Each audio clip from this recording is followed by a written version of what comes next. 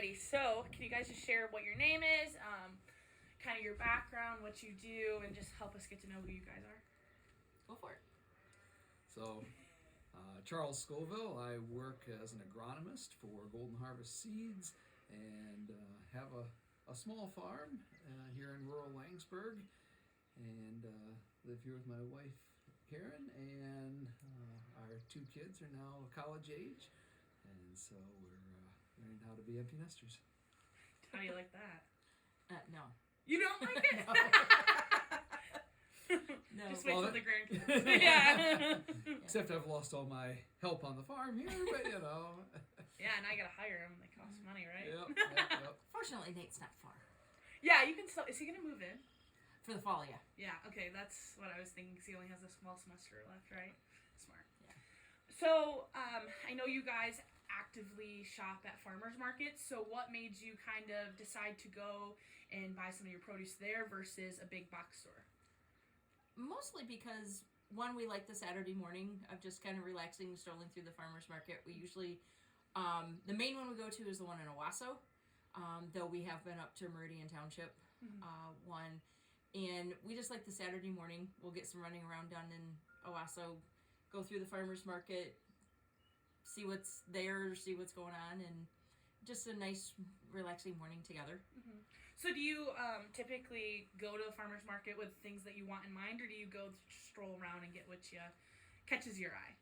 It kind of depends on the time of the year. So if we're planning on grilling out that week, a lot of times we'll look for specific vegetables that we know are in season. You know, we used to do a fair amount of gardening here ourselves and found that we could get the same quality of products without having to do it ourselves. Mm-hmm. Yeah, that makes a lot of sense. I think my parents also figured that out.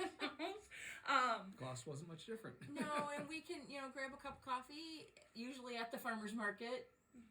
There's one of the local coffee places in Owasso that has a shop at farmer's market, and get a cup of coffee and stroll through the farmer's market, and usually run into at least a couple people we know too. And so it's partly reason why I'm doing this project is because we all know that the food system is complex, even for us who are in the agriculture industry, let alone consumers who have no connections or prior knowledge to how food's grown, how they process it, and how it gets to your plate. And so more and more we've seen that people have started to become interested in this process again and trying to understand it. So people have run into the fact that it's hard to figure it out, and so kind of what I'm trying to showcase here is that you can cut out that whole issue if you do direct purchases from farmers. So consumer to producer relationship and how those can kind of formulate and create in farmers markets. And so really what I'm trying to portray or trying to understand is how do consumers even start going there, because typically everyone goes to the box stores, right? So trying to showcase that, as well as, do you think that the relationship with farmers and having those conversations and getting to hear from them on exactly how they made this loaf of bread or, when they planted this tomato, do you find that important, or do you think that's just an added benefit? I think it's interesting. When we go to the farmer's market, a lot of times the conversations we have with folks before we make a purchasing decision is, do they raise this themselves, or are they simply brokering the product there? Because at a lot of farmers markets you have both, and so we tend to migrate towards those folks that we know are raising their own produce that is locally grown, and we can have those conversations with them. Part of it depends on supply as well, and we know it's maybe an inconvenience that they don't always have everything every day, like you might find in a big box store, but that's okay too. We don't. Right, and it's also that it's Michigan grown for us too, being that we try and make if they're the ones growing it, then we know it's also Michigan grown, and we know that sometimes that tastes better than it coming from Florida or California or even other countries if they're brokering it in, kind of stuff.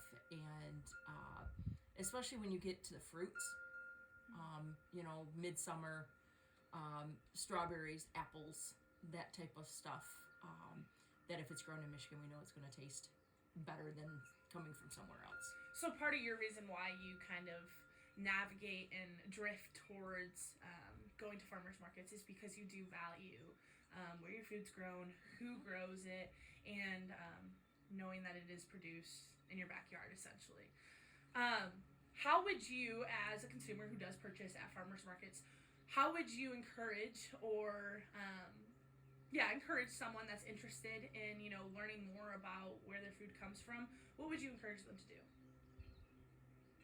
We take people with us. We've taken friends with us that, just let's go check out the farmer's market. We've heard there's something new there.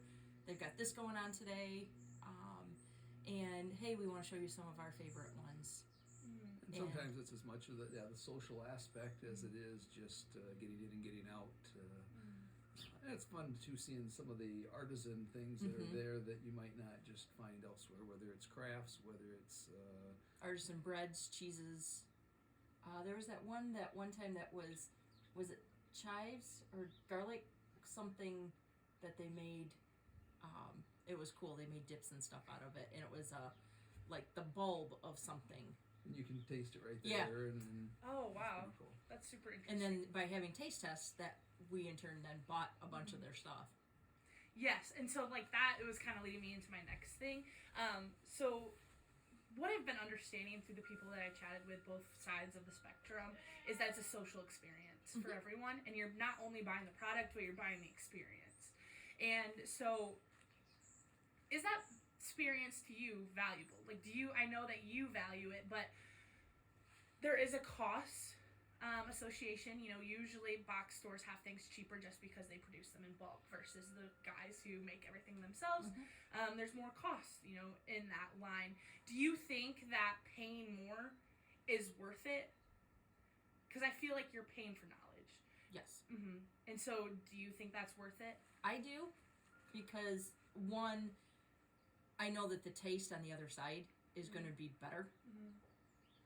And I think you get what you pay for. When you go to a farmer's market, you can bring the product to market fresher. If I've got to run it through a big box store, I've got to pick it maybe before it's fully mature, let it ripen in the box before it gets there. And so it just, usually the quality of the product's not quite as good. And price is certainly one of the considerations, but I haven't found that it's that much more expensive. And again, you get a better product. Better product, and the social experience of a nice thing to do on a Saturday morning, and get a little walk in and get a chance to browse, talk to people. So in the stage of your life now, you're established. Now, would you have the same opinions if you were my age, 22, just about to get out of college, money's tight? Do you think you would have the same viewpoint? I don't know that we would necessarily. I mean, I remember pushing the kids through the farmer's market in the stroller. When we were, getting into our 30s. Right, but we've always been ones that are really Michigan products. Yeah. We like to support Michigan-grown products.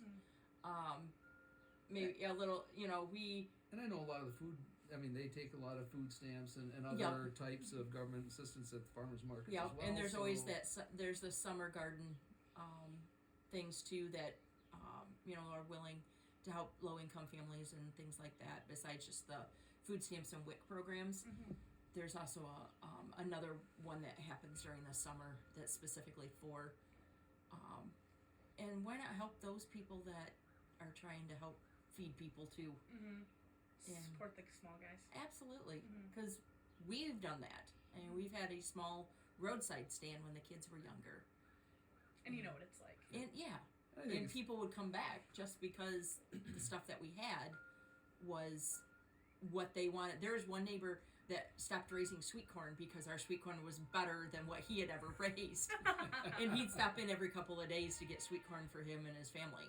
Wow. And stuff. And he's just like, yeah, I don't even raise sweet corn anymore because you guys raise it better. Did he ask what your secret was? I don't think he ever did. He was just willing to pay. And hey, that works out for you guys. But I think part of it too is the different times of the year. In the wintertime, it's quick and convenient to go to the big box store and get what we need. And, but it's nice to have a change. Nice to have it, just a. It is. And get out on beautiful days, and we've even checked out farmers markets when we've been camping. That's one of our kind of fun thing to All do over on the state of Saturday Michigan. morning. So all over the state of Michigan, we've been to different farmers markets on Saturday or Sunday mornings. We went to the one up in Tawas, and we went to one down by Traverse City. we've Yep. been- and down by Detroit. We've been to when we went camping down there, Chelsea, and so we've been to different ones all over the state. And it's just we've been able to find different things that we haven't been able to find at our own. You're right. So, like, you know, as we mentioned, you know, you get to see different things that necessarily aren't offered at the grocery store. So you brought up a really good point, though, about being in Michigan, and you can't really have farmers markets in the winter here because of the elements. And so one thing that we've come across is people lose their momentum. You know, they can go in the summer and they can be introduced to the farmers market and they can really enjoy it. And then all of a sudden that's gone in the winter, and then they get right back into the same, well, I'm going to go to the box store and grab what I need to because it's just convenient. It's going to be there all year round. One of the nice things is though is Meridian Township Mm-hmm. has one once a month. They used to do it inside the Meridian Mall, and they have now actually moved it outside to their under pavilion. So it's still outside, but it's at least under pavilion, and they do it once a month during the winter. Well, we've been to the Flint Farmers Market, and they've got an Yep, indoor section. they've got an indoor there, section too, and we have one over there during the middle of the winter Yeah. and gotten stuff. So this leads me right to my next question. So I was going to ask, how would you recommend to someone that, you know, doesn't have an ag background and all of a sudden really has found an interest in participating in farmers markets and using their purchasing power there? So how would you, or where was I going with this? The question was, so then, sorry, my mom keeps calling me, would be, do they... All right, I lost that. I lost that question. Next question is, more and more so consumers are wanting to know where their food comes from. Why do you think that is in these last few years? I think COVID had a lot to do with it, Mm-hmm. in that they were home Mm-hmm. and restaurants weren't open, places, you know, to eat weren't open, things weren't going. They had to do more cooking of their own, Mm-hmm. and they were spending more time having able to cooking on their own, but reading labels and where their food comes from, and realizing that, okay, maybe where all these places are, and I'm needing to cook with fresher stuff and not so much canned. Mm-hmm. I think something too, though, is you know, we have a little larger bubble of people in the population right now that are older through, you know, baby boomers and others of us that are just behind that generation that are getting a little more on a health kick Mm-hmm. and trying to eat healthier and be aware of you know, not only where the food comes from, but what food they're eating, and the choices that you have at farmers markets just tend to be a little healthier, and they're all concentrated in one spot. Mm-hmm. You know, where the downside of going to big box stores, you got a lot of other things that you could purchase that maybe you shouldn't be purchasing for your health, and so it keeps you a little bit easier on a healthier track. I really like that point. I'm definitely going to use that, so thank you. So my next question then, this is kind of just like the wrap up, because I know you guys are very active in the ag industry, and it's easy for you to make those connections. If you want to go buy beef, you know exactly who to contact, and that can be said for a lot of different produce and products. But someone that's not as fortunate with the connections that you and I would have in the ag industry, how would you recommend to them, you know, if they are interested in buying homegrown beef or are interested in buying produce, how could they go about getting those contacts? A lot of farmers markets anymore, there's somebody selling meat of some kind. Mm-hmm. There's somebody selling beef. There's somebody selling lamb. There's somebody selling pork. So I guess starting those conversations with those people there and realizing that they're not that far. And there's always somebody, I see it all the time, even on Facebook in some of the groups that I'm on. I've got a quarter of a beef for sale. It's going Tuesday to be processed. Oh, hey, I've got a butcher date for such and such a time. I've got a whole lamb available, or half a lamb, or I've got pieces for sale, you know, that you can buy directly from the farm. You know, some people that maybe are on social media but aren't on those sites, I think that's certainly an opportunity for people to search out those types of sites as they're looking for, Mm-hmm. Whether it be fresh beef Beef or or lamb or chicken chickens or- and eggs and those things. Or Because, produce, as we start to come into now spring. Asparagus is going to be one of those first crops that starts popping up here within probably about the next month or so. Mm-hmm. So then, follow up to that last question is, do you think in Michigan, being a small scale producer in agriculture, do you think that farmers can make a livable wage and just sell at farmers markets? Some do. absolutely. Some do. You've got a friend that's all he does. Down there at the Eastern Market, and And he's at Flint Farmers too. Yeah, it's not an easy income. I certainly don't believe, but it's good hard work, and it's something that there's a book years ago that was put out about how to make $1 million on an acre, and it all had to do with raising fruits and vegetables and selling them at markets, and some of the more high dollar value products like raspberries or other things that there's some good literature out there on just doing that alone. But part of that is utilizing all aspects of marketing, I think, though, from farmers markets to social media to even situations where you can buy a share of a farm out there, whether that be through milk or through produce, and you get a box each week of what's in that. And that's CSAs. Yeah, CSA type of thing, and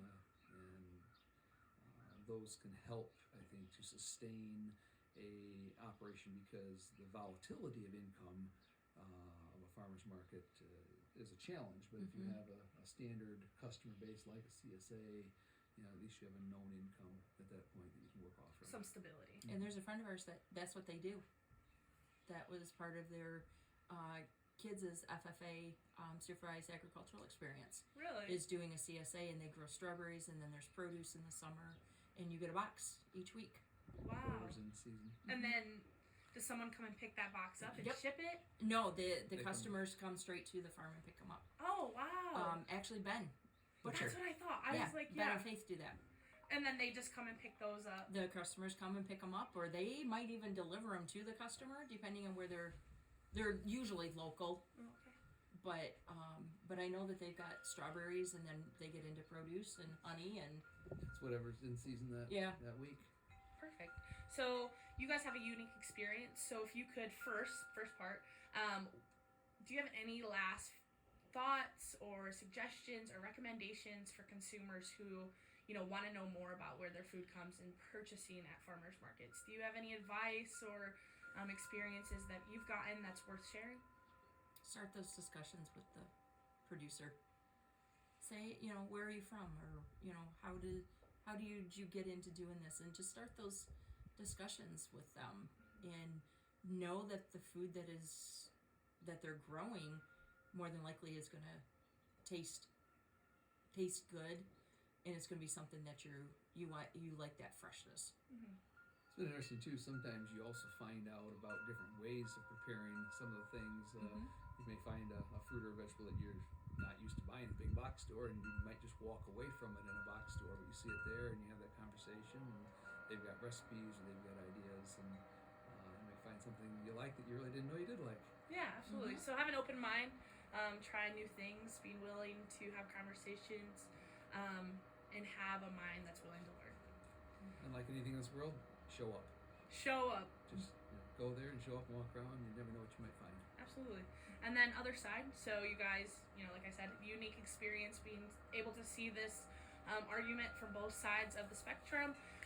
Do you have anything or any recommendations for someone that's just starting out in the ag industry and is looking to, sell their produce, sell what they make, or wants to get involved in the ag industry and feed people? Do you have any advice or thoughts for them? I guess I would say start, if you can, with higher value crops. Crops that are in higher demand, that maybe other people aren't raising as much of, whether it be things like strawberries, raspberries, some of those fruits. Certainly don't be afraid to incorporate unique advertisement, whether it be taste testing or whether it be recipes and samples. because setting, when you get to a farmer's market, there's a lot of choices, Mm-hmm. and what's going to separate you from your neighbor as well to be able to market that at a price that's sustainably something that's going to be able to profit and keep you in the business. Awesome. That's it. It's fun to go to the farmers market. I enjoy it too. We love going. It's one of those things that I was raised doing, and I actually did it when I was younger with my parents, so I really enjoyed this whole aspect. And one thing too, like all these conversations that I've had with other people in this project, is that people are just really excited, and it's just as much marketing as it is growing, especially in this field or in this selling process. Like you said, there's 1,000 other options, and you have to sell your own thing to make your living. And I've noticed that even with the older generation, like the last couple I just went and saw, they have a Facebook, and they use it very often. They do. And they said that was very important for them to market their stuff, and so people learn and go try new things, and it's not just being a farmer when you sell at farmers markets. Yep. And even now, there's ones that are like flowers. Yeah. Just selling wildflowers and putting it in a quart jar with a pretty ribbon, and they go like crazy. Yeah. That's the one thing that's really shocked me is cut flowers, Yeah. and they sell them for a lot of money. And people are Isn't that Casey taking them. Forbush that Yeah, does that? Casey Forbush does. Does she? Her and her husband have they have a pumpkin patch, and there's a couple other produce thing, but her big thing of it is she just plants wildflowers, and it's a U-pick. Oh, It's a wow. roadside stand U-pick, and they have a little barn, and she's got like quart jars and pint jars and different jars that her and her mama found at like garage sales and stuff.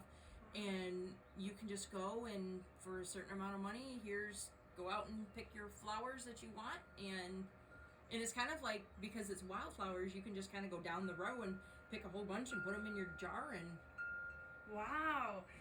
So I know there's a dairy farmer over in Zealand. They have planted this huge sunflower field, and it's like this huge thing that everyone comes. You can do pick as well. Yep. But they said the big thing is that they at first weren't charging for people to just come, but so many people want to come and just take pictures there. Yeah. So they started charging $5 a head, and that's where they get their money. Yep.